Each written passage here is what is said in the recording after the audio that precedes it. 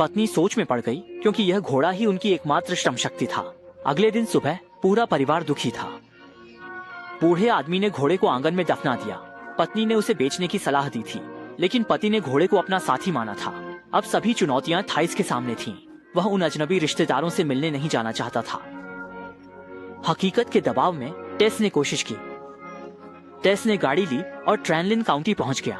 जैसे ही वह उतरा, उसे चाकू की तेज आवाज सुनाई दी।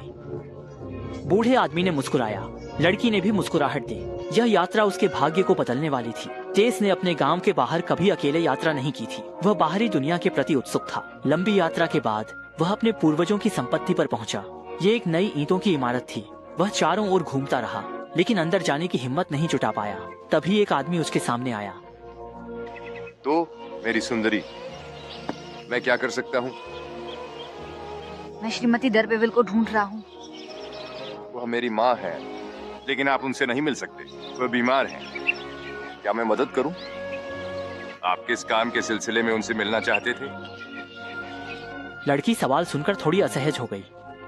वह अपने रिश्तेदारों की सहायता लेने आई थी, लेकिन उसे कहने में शर्म महसूस हुई। आदमी बहुत सज्जन था।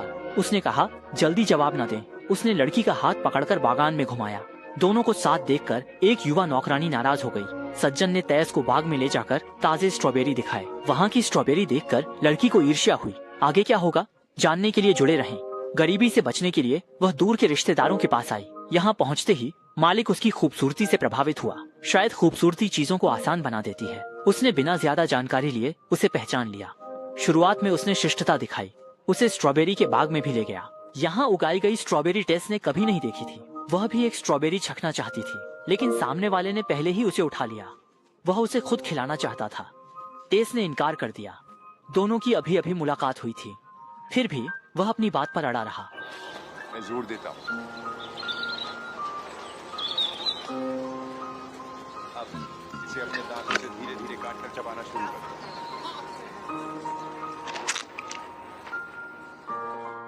धीरे धीरे दोनों परिचित हो गए। टेस को एस्टेट से नौकरी मिली। लड़की सामान लेने घर गई। यात्री उसकी किस्मत पर रश्क कर रहे थे।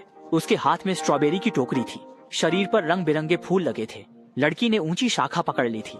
टेस ने फूल लेते समय गलती से चेहरा घायल कर लिया। खून देखकर उसे बुरा संकेत महसूस हुआ। ये एक संकेत था। टेस घर लौटी। पिता को पता चला और उन्होंने गर्व महसूस किया। वह दहेज के बारे में सोचने लगे।